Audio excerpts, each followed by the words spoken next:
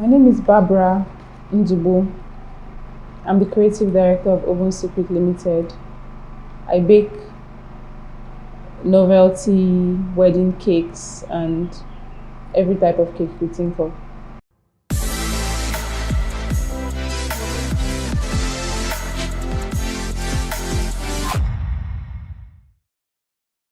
After my master's, I went into the job market to search for a job like every graduate would do, but I couldn't find one. So I decided to start up a business, which was this cake business I do currently. So I kicked off this business in 2015 September. Having learned the craft of cake decoration before I got back to Nigeria, that actually helped me to, decide on what to do on the side while waiting for a job. I learned the craft of cake decoration in London before I finished my degree, my master's degree actually. When I started putting in my CV for jobs, and I figured out that it was really quite difficult, I wasn't getting responses. So before I completed my course, I looked out, on the internet. I checked, websites, and I looked for places where they taught, the act of cake decoration. And then I found one in Greenwich, London, which is called Fair Cake. So that was where I went and enrolled, and then learned the craft for 2 weeks. And then, the plan was actually just to learn how to bake. It wasn't, at that point, I didn't learn that craft because my mind was not in starting up a business. My mind was getting a job, a white collar job like every other person, But then when it now became so difficult for me to get one, I decided to start this little skill I learned on the side as a business. So I baked for family and friends, and then from there, customers started coming in asking for cake orders. The customer tells us what they want. Depends on who they are ordering the cake for, what the person likes, the football club the person likes, or the person is into fashion, the person is into oil and gas, and then they make their choice and tell you, okay, I want something that has to do with my job. So it's left for us to think out, or to think about what, is going to fit the customer's specifications they have given us. And then when we do that, we go back to the drawing board and start trying to figure out how we're going to arrive at what the customer wants. For cakes like the stadium cake, we go and get the actual picture of the stadium in real life, and then pick up colors, size, and then start baking and decorating. We use molds. There are some cake tools we use that make it easier for us to achieve these complicated designs. So we do it in stages. We bake first. After baking, we do the first covering. And sometimes we have to create those little things on the cake like 2 days before, so they become dry to stand on the cake. So those cake molds and cake tools help us achieve those details on the cake. Yes, it has to do with art. It has to do with art because I think originally I had a flair for art. Like I could draw very well, and so that was a plus when it comes to designing. It helps me, walk around creating different designs. Throwing back to my first degree, we had courses where we had to do technical drawing, engineering drawing, and then when we do that, in the engineering aspect, we create 3D designs, 2D, submit assignments. Every single assignment came with a drawing. So somehow that helped me improve my skill of drawing.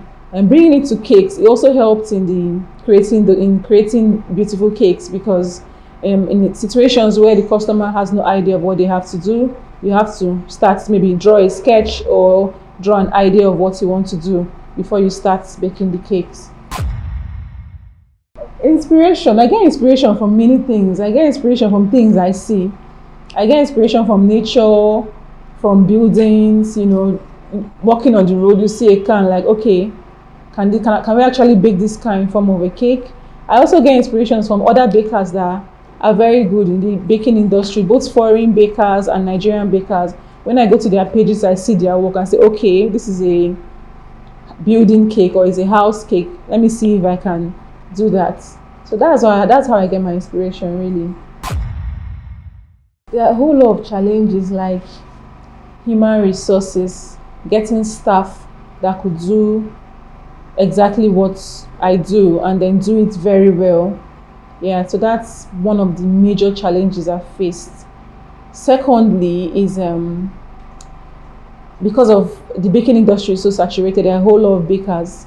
So you have to breaking into the market, like being the number one that everybody comes to order cakes from, has also been a challenge. But somehow when I bake my cakes and put on my social media, I tend to get more customers. Last year, June, yeah, I was nominated for Forbes Africa. I thought, it wasn't I just felt I hadn't gotten to that stage where I'll be on Forbes. I mean, I'm still struggling and looking for money. I don't even have money. So what was the whole Forbes thing about? So they made us understand that it wasn't about what you had. It wasn't about your financial, yes, it was about the impact you have made or how far you've gone in your craft and how many years it took you to get there. So they asked for some certain documentations like financial statements, how many staff you have, pictures of your work, where you see yourself in 10 years. So I submitted it.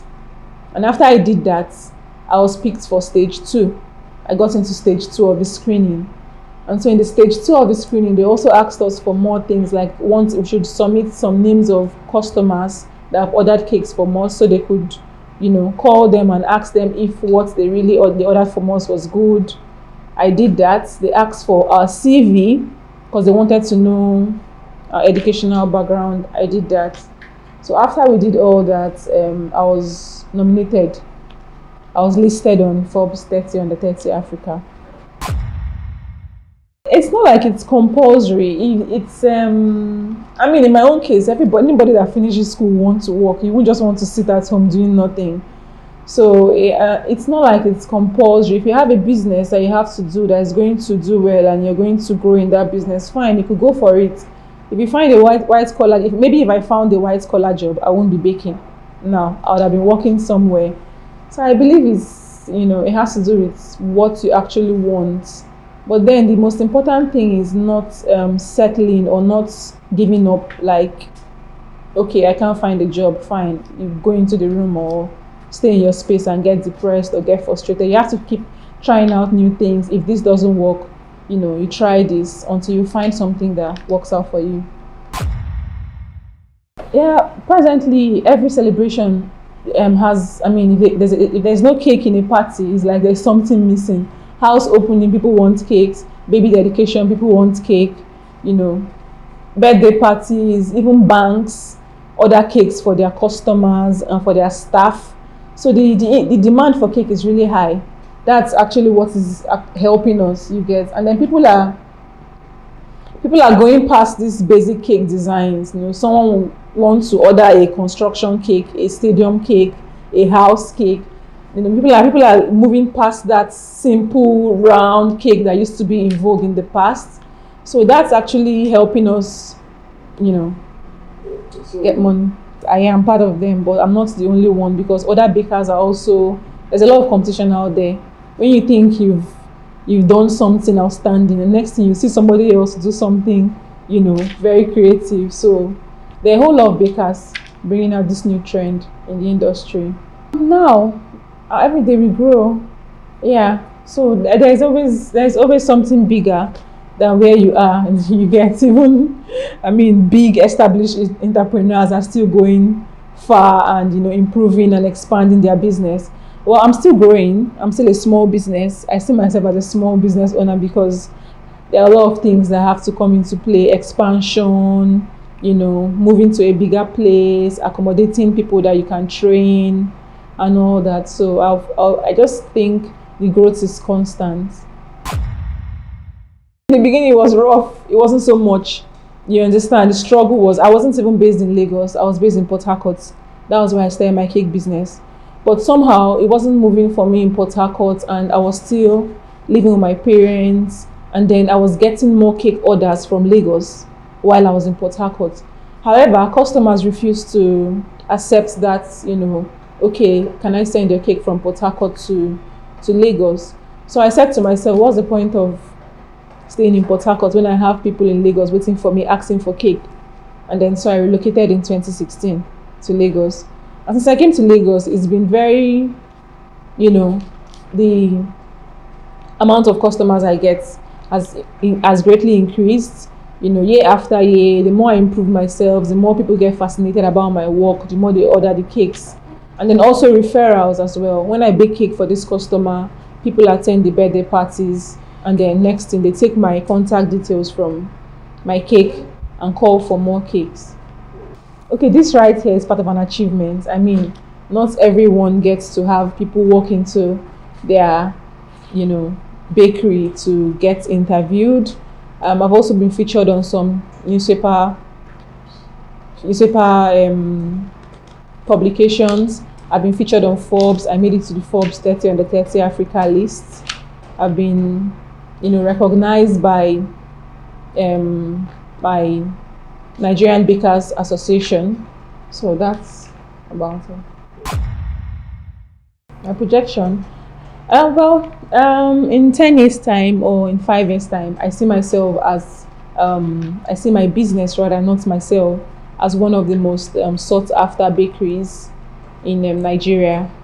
And globally, I see myself being recognized by organizations, investors, and those that appreciate my craft. We bake the naked cakes. We mix the ingredients: eggs, butter, sugar, milk, if necessary. After baking, we keep the cake to cool, because if you cover the cake when it's hot, it will go bad. So we bake, keep to cool for like 2 hours. When the cake has completely cooled, we start decoration. And after decoration, we package and deliver to the client. It's not compulsory to be educated before you could bake cake. Anybody can learn a skill, even someone who is not educated. However, being educated is a plus, because if you plan to run a business, it's going to help you, give you an insight on what to do, how to manage your staff, how to manage your income, how to save, and know when to invest, know when to expand. But then, if you are not educated, you could actually still learn the craft of cake decoration and do well in it. Yes, I do train. I train people. I train students, both online and on site, like hands-on trainings. I have people who come for private trainings. I have other bakers in other states who also invite me to their own facility, and then I train students on how to bake cakes. It's been amazing. I mean, I've had a couple of, I've trained at least 300 students so far since I started this business. This is a school actually. When I want to, but then yes, I'm looking forward to have a bigger place where I can accommodate more people and train them. My advice to people out there who are in this position is to develop yourself and not wait for the government or people, family to put food on your table or to tell you what to do. You go out there, look for a skill. If it's a service-based skill you want to learn, fine and good. You have to just push yourself and make sure you develop a skill that could help you set up a business and just keep pushing. So that's my advice to upcoming graduates who are unemployed.